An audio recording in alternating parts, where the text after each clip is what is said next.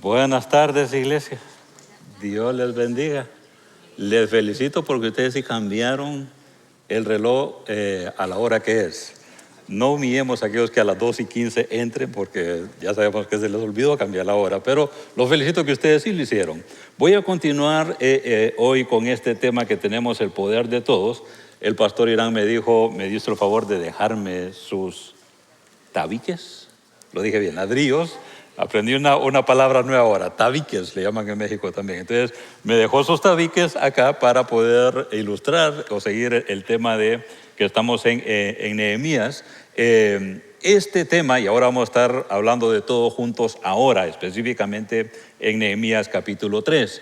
Pero me gusta la ilustración que Irán nos ha estado colocando a través de estos ladrillos cada domingo, porque sí nos da esa idea del libro de Nehemías, pero nos da esa idea de construcción, esa idea de que ellos tenían en el libro de Nehemías de edificar ese muro. Y bueno, aquí lo tenemos. A veces no sé si felicitarlos o también envidiarlos, aquellos que tienen la habilidad para poder construir. Yo sé que hay muchos que se dedican semana a semana a eso de construir. Otros están en el tipo de ser arquitectos como Juan y solo hacen entonces los planos para que otros entonces lo hagan, pero es parte de la construcción y parte de esto de edificar. Y a veces le pregunto, ¿cuál es el sabor que tú tienes cuando haces tu trabajo? Ellos dicen el empezar un edificio y verlo acabado. Ese es su gran logro, empezarlo desde abajo, hacer entonces los cimientos y ver entonces después ese edificio terminado. Y no solo un edificio, puentes, carreteras, tanto que se hace entonces con la construcción. En esta oportunidad yo voy a jugar un poco con estos, que pesan, con estos tabiques, estos ladrillos, y voy a colocar algo así. Sé que no soy muy bueno para construcción, pero ¿qué les parece esta idea? Sin duda algunos van a decir que es una torre, pero los que están enfrente de mí van a ver que parece una puerta, ¿cierto? Déjenme ver si tengo fuerza y levantar los tres. ¿Qué les parecen todos acá? ¿Miran la puerta? Aquí tenemos entonces una puerta, voy a ver en la cámara para que lo puedan ver también los que están en línea. Pesa, necesito hacer un poquito más de ejercicio yo. Aquí está, muy bien. Entonces, acá tenemos entonces la idea de una puerta. Resulta que en este capítulo 3 de Nehemías, la palabra puerta aparece muchas veces. Van a ver aquí en una diapositiva. En esta diapositiva van a ver las diferentes puertas que se creen que edificaron los israelitas. Ahí está, ahí van a ver entonces esta diapositiva. Sé que está un poco pequeña, pero aquí se los explico. Resulta que cuando leemos en el capítulo 3, todo el capítulo, muchos versículos, vamos a encontrar que hay diferentes puertas que se construyeron según todo este capítulo. Cuando uno lo lee así a simple vista, va a encontrar ¿por qué diferentes puertas y cuál es la lógica de estas puertas? Bueno, con un poquito más de ojo y un poquito también del contexto, vamos a encontrar de que hay sentido en la reedificación de las puertas. Solo voy a mencionarlo. Por ejemplo, en el versículo 1 dice las puertas de las ovejas. No sé si lo alcanzan a ver. En la parte norte, como norte-este, para ustedes sería la derecha, ahí dice puerta de las ovejas, pero después hay un orden, según los versículos que aparecen ahí en Nehemías capítulo 3. Aparece la puerta al pescado, la puerta vieja en el versículo 6, la puerta del valle en el capítulo 13, la puerta del muladar, versículo 14, que es prácticamente la puerta donde sacaban la basura, la puerta de la fuente, capítulo 5, versículo 15, la puerta de agua, el versículo 26, la puerta de los caballos, versículo 27, la puerta oriental, 29, y la de inspección, versículo 31. Lo que hice ahí, si volvemos a colocar otra vez la diapositiva, por favor, lo que está pasando entonces acá es que donde está la puerta de las ovejas, está dando un recorrido del nombre de todas las puertas. Donde miran anaranjado, da toda la vuelta hasta terminar en el versículo 31, aparece otra vez la puerta de las ovejas. Tiene entonces sentido, tiene lógica. Sí, obviamente la palabra de Dios, y por algo coloca cada una de estas palabras en lo que encontramos acá. Si uno es un poquito más de detalle y contó las puertas que dijo, pero usted solo dijo 10 puertas y ahí aparecen 12 puertas.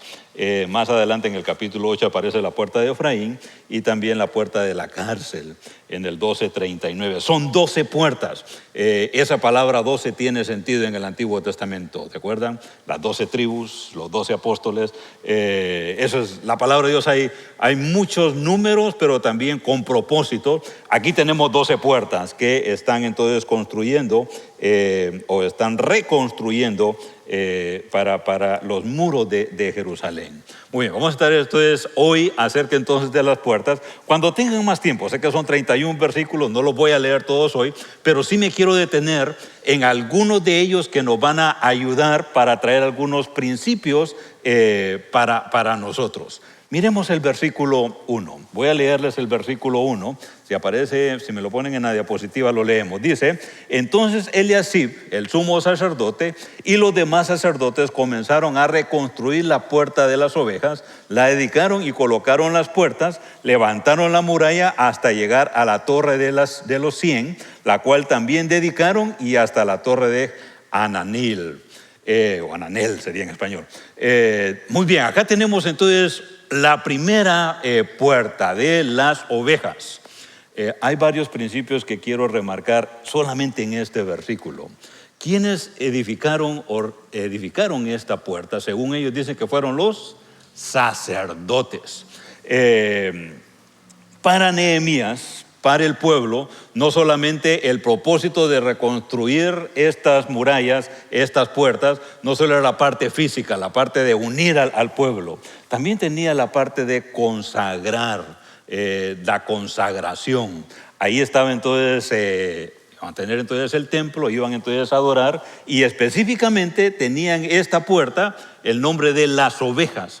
¿Por qué era el nombre de las ovejas? Es porque ahí entraban las ovejas para los sacrificios cuando venía entonces el pueblo y lo presentaba entonces a Dios. Entonces, ahí hay propósitos, ahí hay entonces un propósito en esta misma puerta. En lo que usted hace, en lo que yo hago, ¿hay algo sagrado que nosotros hacemos? ¿Hay algo dedicado, apartado para el Señor en lo que usted hace? En esta semana, ¿qué pasó? ¿Hubo algo sagrado que usted hizo? ¿Algo que lo dedicó, apartado para el Señor? En la mente y en el corazón de Nehemías en ese tiempo, no solamente era edificar los muros, edificar estas puertas. En el corazón de Nehemías era revivir la vida espiritual de los judíos, de su pueblo. Lo mismo estábamos tratando entonces de ver hoy con ustedes. Es decir, nosotros entonces tenemos algo que ofrecer al Señor, apartado para el Señor. Me llama la atención no solamente eso de la obra que sea consagrada, sino que también me llama la atención quiénes son los que empiezan en el versículo 1. Nosotros los líderes religiosos, los líderes de Grupo Vida, los líderes entonces de los jóvenes, los líderes del pastor de la iglesia, los pastores de la iglesia, los que dirigen entonces un grupo, los padres de familia, tenemos entonces aquí un principio en este versículo. Es fácil decir, vamos entonces a armar un muro aquí para Chase Oak. Imagínense todos haciendo un muro entonces acá alrededor de todas las instalaciones de Chase Oak. Y decimos, vamos a hacerlo, empezar mañana, lunes a las 7 de la mañana. Y viene toda la iglesia y no hay ninguno de los pastores aquí. ¿Qué diría usted? Uy, ¿cómo así que me dijeron que viniera para que hiciéramos el muro? Y ni los pastores están aquí, ni mi líder está aquí. Ni mi líder espiritual me da entonces el ejemplo. Miren qué importante este versículo. La primera puerta que se muestra que van entonces a hacer es entonces la de las ovejas, y los sacerdotes estaban involucrados al hacerlo. Hay otro principio que quiero colocar con esto de las puertas, es que tenemos oportunidades. Déjenme ver si lo puedo otra vez levantar sin que se me caiga. Y voy a rodearlo entonces con ustedes. Las puertas dan oportunidades, ¿cierto? Tenemos entonces nuevas oportunidades cuando tenemos entonces una puerta para entrar. ¿Cuánto no queremos que el Señor nos abra la puerta que es? ¿cierto? Yo no quiero entrar en una puerta que Dios no me va a acompañar. Es más, yo quiero que el Señor me cierre esa puerta cuando no es su puerta. Y en la vida vamos a encontrar también que algunas puertas se nos cierran. Es entonces un muro que no podemos entonces entrar. Lo que estamos viendo acá en la palabra del Señor al construir estas puertas, nuevas oportunidades para nosotros. Cuando tenemos puertas son nuevas oportunidades para nosotros. Sé que usted busca la dirección de Dios para su vida. Sé que usted cuando va a tomar una decisión, sea esta semana o ya la hizo o la va a tomar, va a querer colocar a Dios ahí y decirle, Señor, guíame. Si esta es la puerta, si esta es la decisión que debo de tomar, quiero que tú me acompañes. En el Señor hay nuevas oportunidades. Y sí, Él nos va a abrir muchas puertas como Él lo sabe abrir. A veces puertas que pueden ser imposibles, que se mostraban cerradas, pero el Señor viene y las abre, porque Él tiene el poder para hacerlos. Pero también yo quiero que Dios cierre puertas cuando ese camino no es para glorificarle a Él.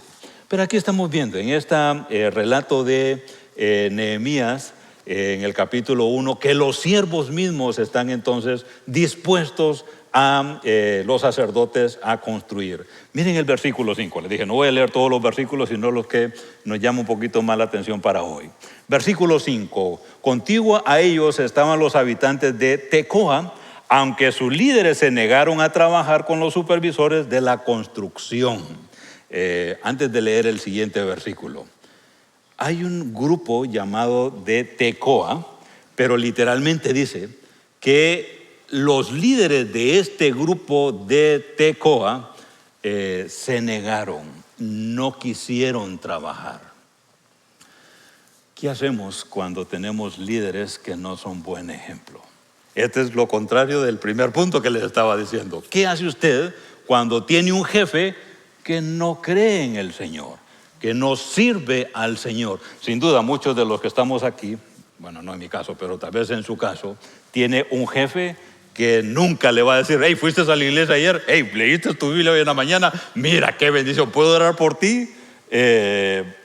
Son pocos los que puedan tener entonces un líder, un jefe espiritual que lo guíe usted ahí.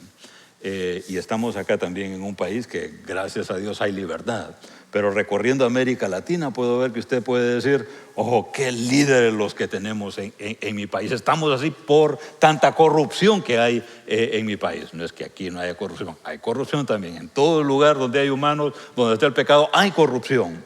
Pero ¿qué vamos a hacer cuando tenemos líderes que no son de esos líderes como los de Tecoa? No son de esos líderes que nos motivan a servir, en este caso, a Dios. Escuche lo que dice el versículo 27. Dice Nehemías 3:27. Luego seguían los habitantes de Tecoa, quienes repararon otra sección frente a la gran torre saliente hasta el muro de Ofel. Y un momento, en el versículo 5 dice de que los de Tecoa tenían malos líderes y que los líderes se negaron a trabajar en la obra. Pero ¿qué hicieron los habitantes según este versículo? No solamente edificaron su parte, sino que hasta hicieron más. Aunque los líderes de ellos estaban no dispuestos a trabajar, perezosos a saber qué es lo que tenían ellos, pero no quisieron unirse a la obra. Pero los habitantes, ¿qué hicieron? Ellos sí se sumaron a la obra. Por eso le coloqué acá en la siguiente diapositiva que van a ver. Aunque nuestros líderes no sean los que nos animan a servir al Señor, es decisión nuestra. Es su decisión, es mi decisión. Querer entonces servir al Señor.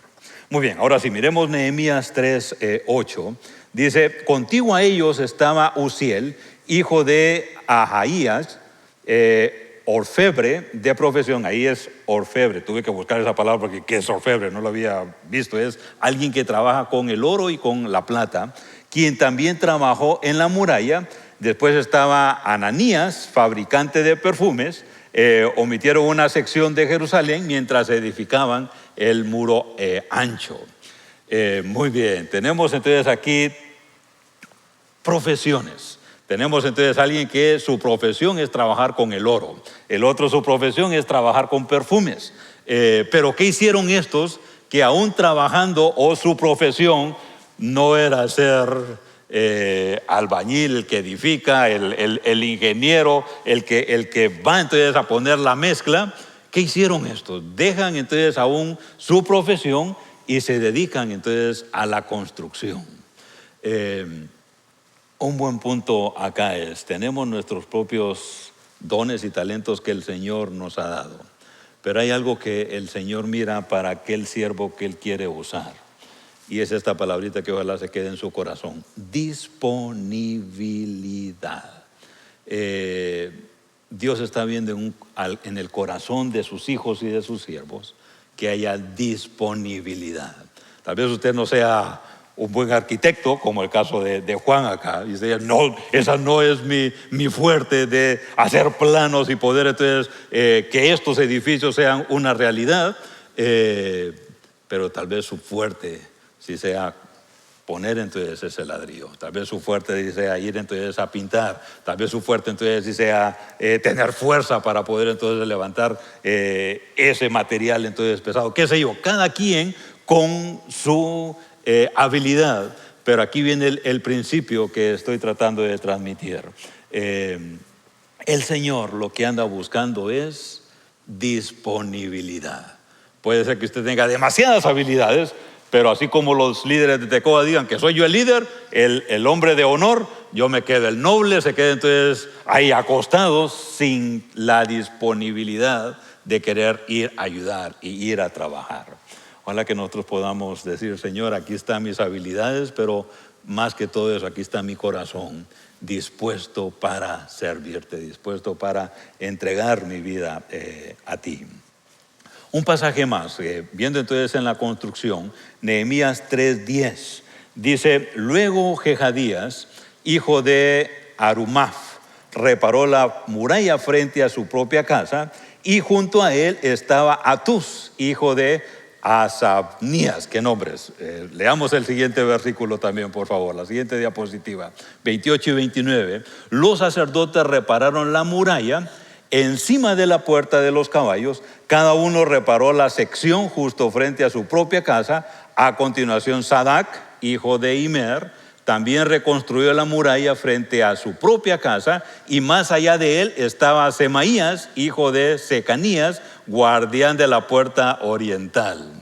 Si hay mamás con hijos que están embarazadas y quieren encontrar un nombre, no sé si estos nombres les va a ayudar porque es difícil de pronunciar muchos de ellos, pero ahí los tenemos. Lo cierto que sí puedo encontrar acá es que eran hombres dispuestos para servir. ¿Qué es lo que estamos encontrando acá? Dice de que ellos empezaron a construir de lo que estaba enfrente de ellos. Digamos que enfrente de sus casas, de sus propias entonces casas, empezaron entonces a construir. Muy dispuestos para hacerlo, empezaron entonces con lo que tienen enfrente. Eso me da un buen principio para nosotros. ¿Dónde empiezo? ¿Dónde empieza usted? Aquí viene un principio para cada uno de nosotros. ¿Qué tal si empezamos primero por lo que tenemos en nuestra casa? Con los que están en casa, alrededor de la casa y enfrente de la casa. Empecemos entonces por ahí. Que nosotros entonces podamos decir, no, voy a empezar entonces en mi casa, a servir en mi casa. Señor, abre mis ojos para empezar entonces en mi casa. Y empiezo con un ejemplo. ¿Cómo está nuestro testimonio con nuestros vecinos? Con los que están entonces alrededor. Espero que no tenga, bueno, no tengo muy cerca, que yo sepa, vecinos cerca de mi casa, pero no sé de aquellos vecinos que a la 1 de la mañana está como aquel tanga, tanga, tanga, tanga, tanga, tanga. Creo que tenemos que respetar un poquito a nuestro vecino. De repente a las 10:30, no sé, los vecindarios cambian de vecindario en vecindario. El vecindario nuestro a las 11 ya no puede ver ese ruido, pero en otros vecindarios tiene fiesta a la 1 de la mañana. ¿Y qué pasa con los vecinos? Nadie puede dormir. Espero que usted no sea de esos vecinos que esté a la 1 de la mañana con el tanga, y que nadie puede entonces dormir. Cuidado con eso. ¿Qué tal de nuestra apariencia con el césped o la grama, como le llaman ustedes en su país, enfrente de su casa? ¿Cómo está esa grama? ¿Está bien? ¿Está bien cortada? O de repente pensamos que todavía estamos en nuestro pueblo y queremos ver. No, es que a mí me gusta la jungla y me gusta así que aparezcan leones por aquí. Entonces, no, eso es parte del testimonio. Eso es parte de lo que estamos entonces viviendo aquí. Empecemos por nuestra casa, por lo que tenemos entonces alrededor nuestro. Esa es parte del testimonio. Esa es parte de el velar por los demás, por nuestra casa, por nuestra familia, por nuestro vecindario. ¿Qué tal nuestras comunidades? ¿Qué tal entonces la ciudad? ¿Qué tal el país? Estoy viajando en algunos países de Latinoamérica también y sé que hay diferentes dificultades que hay en cada país. ¿Por qué no empezar nosotros en nuestra casa? Si no hay un liderazgo sano, un liderazgo de un buen testimonio, ¿por qué no empezar usted con su propia familia a dar un buen testimonio, su parcela, su pedacito? Empecemos por ahí. Miren el siguiente versículo, Nehemías 3:30. Junto a ellos, Ananías, hijo de Selemías, y de Anún, el sexto hijo de Salaf, repararon otra sección, mientras Mesulam, hijo de Berequías, reconstruyó la muralla frente a donde vivía. Una vez más, estamos otro ejemplo aquí de alguien entonces que empezó a construir donde estaba ahí enfrente. Esta palabra hebrea se traduce como una morada. Es la idea entonces de su casa, pero morada. Pero al decir entonces morada, pensando entonces aquí en Mesulam, lo que está diciendo es que él no tenía una mansión, él tenía una pequeña morada. Y con esa pequeña morada estaba entonces sirviendo y edificando su parte. Ese es un buen ejemplo para nosotros. A veces entonces pensamos, no, hasta que tenga una mansión ya voy a poder ver a quién ayudo. O hasta que tenga entonces tantas cosas, ya entonces voy a ver entonces a quién pueda yo entonces ayudar. Aquí miramos este ejemplo de Mesulam. Con esta pequeña morada, con esta pequeña casita, él ya estaba también diciendo, yo quiero ayudar, yo quiero invertir. Una vez más, Dios viendo el corazón, no viendo lo que usted tiene en posesiones, sino su disposición. Démosle al contrario también. Alguno puede tener muchas cosas materiales, pero poco corazón para servirle al Señor. Preferible mejor estar con una moradita como él y con un corazón grande para servir al Señor, y no con muchas cosas, con un corazón así chiquito para el Señor. Buen punto el que nos da aquí Mesulam. Nehemías 3:11 dice, enseguida se encontraba Malaquías, hijo de Harim, y Asaf, hijo de Pahat Moab, quienes repararon otra sección de la muralla y la torre de los hornos. Quiero hablar de Malquías en este versículo. Miren lo importante de ver un poquito el contexto de este versículo. ¿Quién era Malquías? Resulta que en Esdras 3, versículo 11 y 12, aparece Malquías, solo que en otro contexto. Aquí Malquías está apareciendo en un contexto donde él está sirviendo, él está presto para ayudar, pero está en otra lista allá en Esdras capítulo 10. Y resulta que todos esos versículos hay una lista de diferentes hombres que no necesariamente hicieron el bien. Estaban Esdras entonces exhortando a estos hombres porque habían pecado.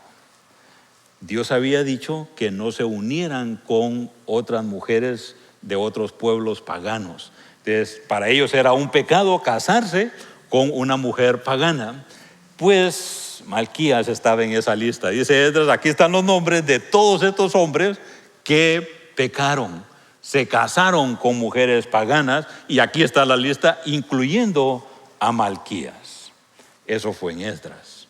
Pero ¿cómo miramos aquí a Malquías? en Nehemías capítulo 3. Sirviendo. Entonces, miren, esa es la parte interesante de nuestro Dios. Sí, ahí tenemos entonces a un hombre que en su momento está señalado porque no andaba caminando con él, pero ahora lo tenemos aquí sirviendo a él. Tenemos un Dios que no se cansa de mostrarle esta puerta. Ven a mí, ven a mí, ven a mí. Yo te estoy esperando. Entra por esta puerta y te voy a mostrar mi perdón, mi amor. Y cuando entramos a esa puerta vamos a encontrar después a un Malquías en Nehemías capítulo 3 dispuesto para servir al Señor. Pero años antes andaba en otros caminos, en otras puertas. Pero ahora entró a la puerta de nuestro Dios que lo transformó. Esa es la gran misericordia de nuestro Dios. Y eso les quiero colocar en esta diapositiva cuando lo lean. Dios da su restauración. Cuando confiamos en Él, cuando depositamos nuestra fe en Él, cuando nos entregamos entonces a Él, Dios nos restaura. Esta palabrita, si no lo mencioné al inicio, en los primeros versículos de Nehemías capítulo 1 usa la palabra edificar. Pero el versículo 5 en adelante, hasta el final casi, usa la palabra reedificar.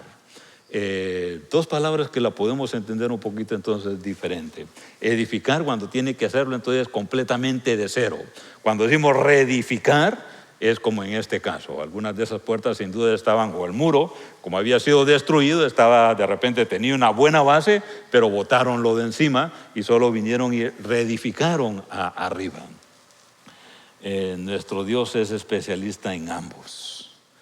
Nos puede edificar desde la raíz, desde el arranque, o nos puede reedificar cuando de repente hemos tomado malas decisiones en los caminos de Él. Es decir, ven conmigo. El Señor quiere edificarte y reedificarte. Él da de su restauración, solo tienes que venir a Él. En Nehemías 3:12 dice: Salum, hijo de Alojes, y sus hijas repararon la siguiente sección. Él era jefe de la otra mitad del distrito de Jerusalén. Entonces, acá viene el otro principio y voy a colocarlo con esta idea que van a ver en esta diapositiva. La ética laboral se ha transmitido de generación en generación. Todo el capítulo 3 dice el hijo de, el hijo de, el hijo de. En este versículo que acabamos de leer dice que las hijas también vinieron y se unieron a el trabajo de la construcción de las puertas, pero también la construcción entonces de la muralla. Espero que, y ese es nuestro deseo, que nuestra ética laboral, nuestra ética cristiana, se le estemos pasando para nuestra propia generación. Y a veces son principios que vienen de la palabra de Dios, pero cómo quedan firmes en la vida del hijo. Me recuerdo cuando, y si voy a ser transparente y honesto con ustedes, cuando estaba como 7 u 8 años y me fui entonces, cuando no se había levantado mi papá, me fui a su pantalón y empecé entonces a bolsearlo. Claro, no tenía puesto el pantalón, lo había dejado a un lado y empecé entonces a meter la bolsa en las bolsas de mis manos a ver qué encontraba. ¿Y qué eran? En lempiras, en Honduras era como 1 o 2 lempiras y me agarraba esos 2 lempiras y iba a comprar entonces lo que sea, Coca-Cola, pan, qué sé yo, lo que voy a comprar. ¿Qué pasó cuando me descubrieron? Ay, sí, no hay más pan, no hay más lempiras. Entonces, la gran frase, tal vez de dicho a dicho: el que se roba 10 centavos, se roba un banco. Y ahí hubo una castigada que mi papá me dieron ya cuando me di cuenta de que se dieron cuenta de lo que yo había hecho. El que se roba 10 centavos, se roba entonces un banco. Desde ahí aprendí no a robarme los 10 centavos. Entonces, pero aquí está el principio. ¿Dónde aprendí esa lección? En casa. Cómo la ética laboral, cómo los principios cristianos se aprenden entonces en casa. También en casa se aprende el poder entonces servir en la obra del Señor. Me alegra que Ariel anda acompañando al pastor Irán en este proyecto misionero ahora en México. Me imagino que el próximo domingo vamos a escuchar el feedback de ellos, la retroalimentación. Pero papá e hijo, y no sé quién más anda por allá en este viaje misionero, y vamos a escuchar el próximo domingo de cómo les fue sirviendo en esta obra misionera.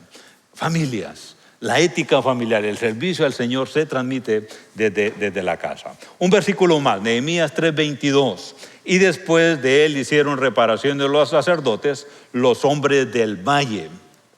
Me detengo un poquito aquí. Bueno, leamos la siguiente diapositiva. Hombres corrientes que se han apuntado a una tarea extraordinaria. Cuando dice los hombres del valle, no quiero ofender a nadie. No, yo soy de montaña también, mi ciudad es de montaña. Somos los del pueblo. Somos entonces los de la granja, somos entonces la gente entonces que nadie reconoce.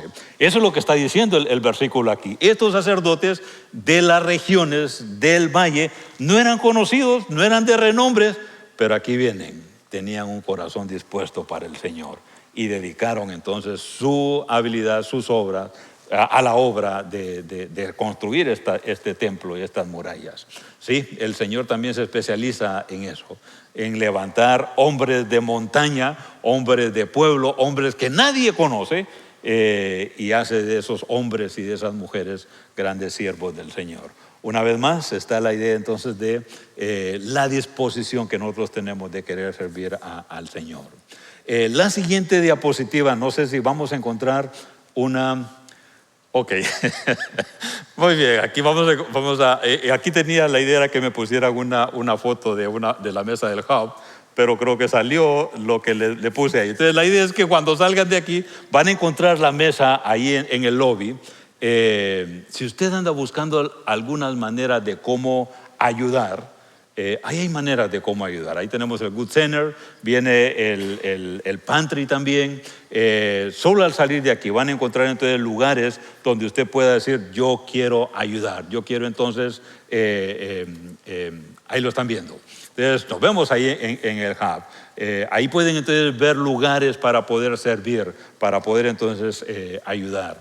Y no solamente, ya dijimos a través de esta plática, no solamente de lo que podamos hacer aquí en la iglesia, también fuera de la iglesia, en sus comunidades, donde quiera que estén.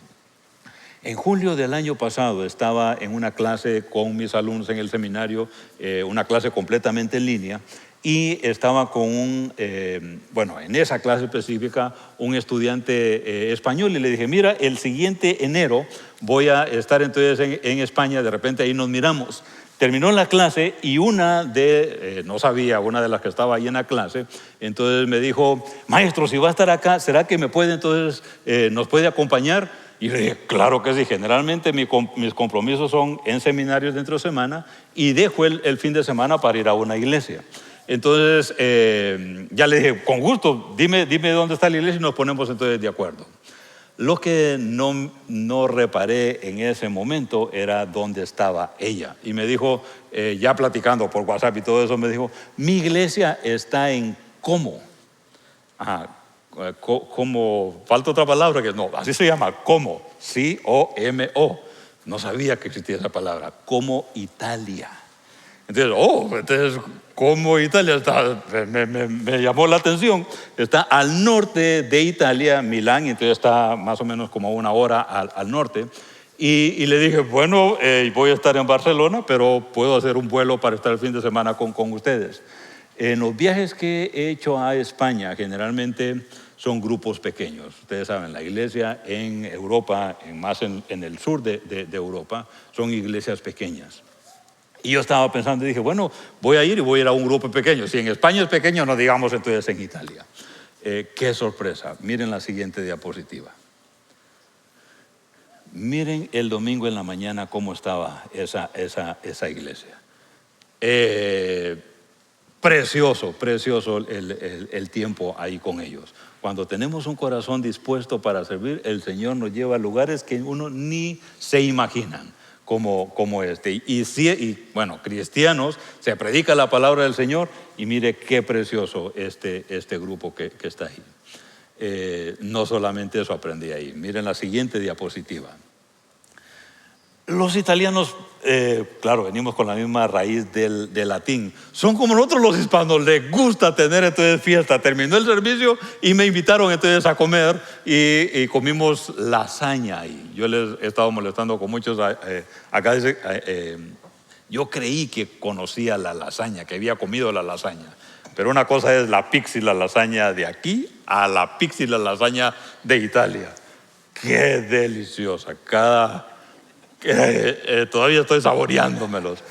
Ellos la saben hacer. Es así como me dicen: oh no, pastor, usted necesita ir a México para comer los tacos que son de México. Aquí son Tex-Mex. Ahora los entiendo. También lo mismo dicen entonces los italianos: esta es la pizza, esta es entonces la lasaña. Pero no solamente la comida, es lo latino que también tienen como nosotros. Tener entonces ese tiempo de compañerismo con ellos. Obviamente no hablo italiano, entonces me tuvieron que traducir. La misma estudiante me tradujo cuando estuve predicando, pero excelente el tiempo. Esos son los momentos donde dice Dios: aquí está mi corazón, llévalo donde tú quieres y quiero servirte. En el ministerio son esos momentos donde uno dice: Dios, gracias por lo que estás haciendo. Pero el sábado prediqué con los jóvenes, más o menos el grupo de jóvenes que tenemos aquí en la iglesia también. Miren cómo cantan ellos.